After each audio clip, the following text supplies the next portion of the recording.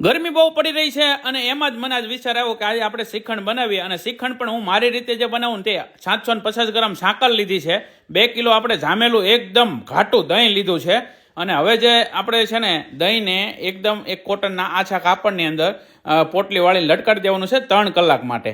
અને આ જે શ્રીખંડ છે ને એકદમ ક્રીમી બનશે, જે બજારમાં ઓલા આંગળા ભરાવીને તૂટે આંગળા ખૂટી જાય એવો નહીં, એકદમ ક્રીમ બેજ આપણે શ્રીખંડ બનાવીને ખાવાનો છે, મજા લેવાની છે. 750 ગ્રામ સાકરને છે ને હું ખાંડી નાખું, પછી હું મિક્સરમાં પણ આંકવાનો છે, એકદમ દળેલું ભૂક્કો થઈ જવો જોઈએ. અને હવે જો આપણે ડ્રાયફ્રૂટ 6 ગ્રામ આપણે કટકી કરી નાખીએ છીએ અને 3 કલાક પછી તમે જોઈ શકો છો, 3.5 કલાક પછી આપણો મસ્કો એકદમ તૈયાર થઈ ગયો છે. હવે તેને મસ્કાને આપણે છે ને મિક્સ કરવાનો છે, જેટલો હલાવાય ને એટલો હલાવી નાખવાનો છે.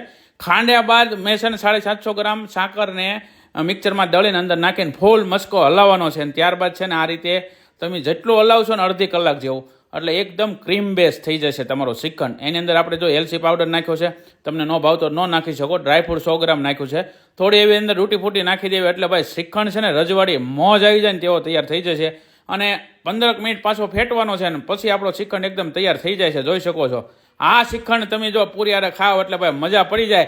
જો આ વિડીયો સારો લાગ્યો તો વધુ શેર કરજો અને યુટ્યુબ ચેનલમાં ફૂલ વિડીયો મેકેલો છે, એકવાર રેસીપી જોઈ હોય તો પણ જોઈ લેજો, મજા આવી જશે.